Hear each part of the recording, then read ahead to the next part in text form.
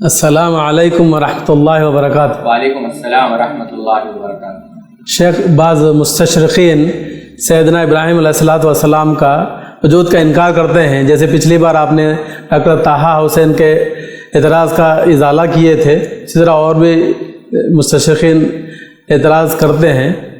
اور اس اعتراض کا آپ ازالہ کریں۔ نحمدہ و نصلی علی رسولہ الکریم، اما بعد۔ جیسا آپ نے مجھے پوچھا ابھی کہ بعض مستشرقین سیدنا ابراہیم علیہ السلام کے وجود کا انکار کرتے ہیں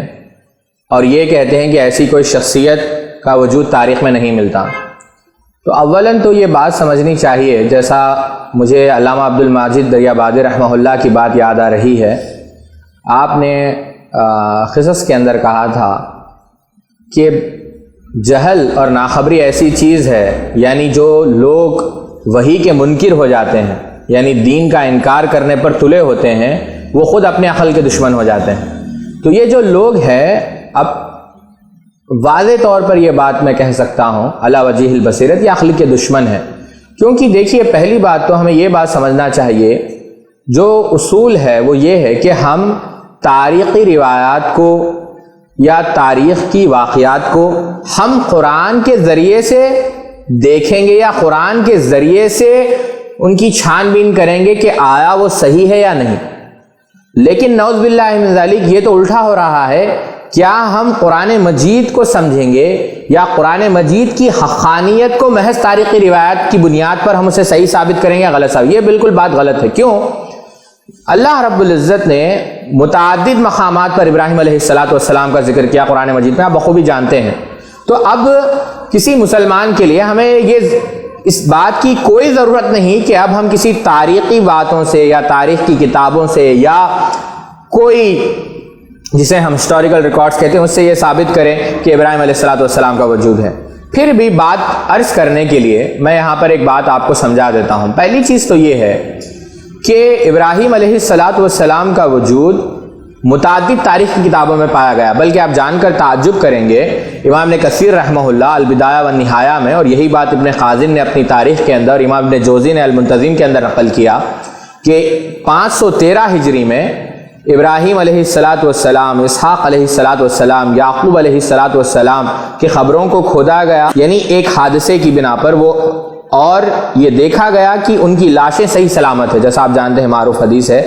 تو بتانے کا مقصد یہ ہے کہ مؤرخین نے ہمیشہ ان کا ذکر کیا ہے۔ اب رہی بات مستشرقین کی، اب آپ دیکھیں خود سب سے پہلا مؤرخ جو مانا جاتا ہے اس میدان کا، یعنی تاریخ کے میدان کا، وہ کوئنٹس مانا جاتا ہے، کوئنٹس روفوس۔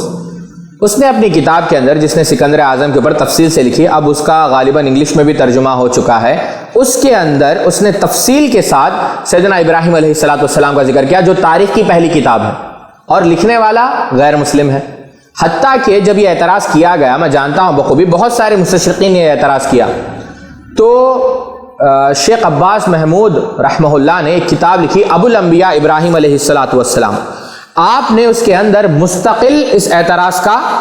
رد کیا، بلکہ مستقل آپ نے کتاب لکھی جس میں آپ نے تاریخی حقائق سے یہ بات ثابت کی کہ ابراہیم علیہ السلام کا وجود پایا جاتا ہے۔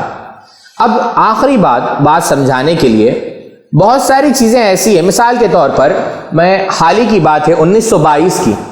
برٹش میوزیم نے اور یونیورسٹی آف پینسلوانیا نے ایک، جسے ہم انگلش میں آرکیولوجیکل ایکسکویشن کہتے ہیں، یا علم آثار قدیمہ، جو یعنی آثار قدیمہ جو پرانی جگہوں کو کھود کر بعض آثار کو جمع کیا جاتا ہے، 7 سال لیونارڈ والی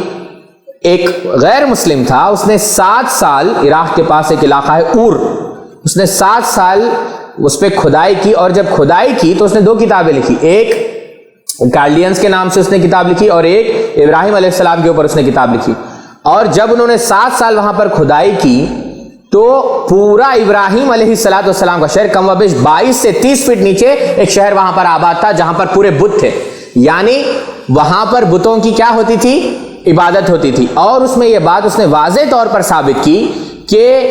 ان تمام باتوں سے یہ بات ثابت ہوتی ہے، یعنی تمام آثار سے، کہ یہی وہ گاؤں ہے جس کو چھوڑ کر ابراہیم علیہ السلام مکہ گئے تھے، یعنی اور اگر آپ نیٹ پر ماریں گے اور ایکسکیویشن تو آپ کو اور بھی تفصیل ملے گی۔ تو بتانا مقصد یہ ہے کہ ابراہیم علیہ السلام کا وجود بالکل ثابت ہے، اور اس کے علاوہ یہ بھی آپ دیکھیں، جیسا میں نے پہلے کہا، میں میری بات کو دہراتا ہوں کہ قرآن مجید کے ذریعے سے ہم چیزوں کو دیکھیں۔ اب اس میں بھی آپ دیکھیں، تعجب آپ کریں گے،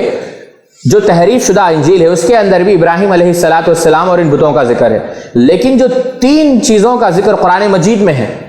جو ابراہیم علیہ السلام نے جو مناظرہ کیا مشرکین سے، کیا سورج میرا رب ہو سکتا ہے، کیا یہ تارا میرا رب ہو سکتا ہے، تو وہاں پر جب یہ کھدائی کی گئی تو لیونارڈ والی لکھتا ہے کہ یہ 3 بڑے بت ہم نے پائے۔ اب اس سے کیا بات معلوم ہوئی کہ یہ اس کا ذکر تو انجیل میں نہیں ہے، تو اس سے یہ بات معلوم ہوئی کہ قرآن سبحان اللہ یہ کیا ہے، من جانب اللہ ہے، اللہ کی طرف سے، اس میں کوئی شک نہیں۔ تو بتانا مقصد یہ ہے کہ ابراہیم علیہ السلام کا وجود حق ہے، اور جو بھی شخص ان کے وجود کا انکار کرتا ہے تو گویا وہ کافر ہے۔ اللہ ہم سب کی اس چیز سے حفاظت فرمائے، واللہ اعلم بالصواب۔ جزاک اللہ خیر، بارک اللہ فیک۔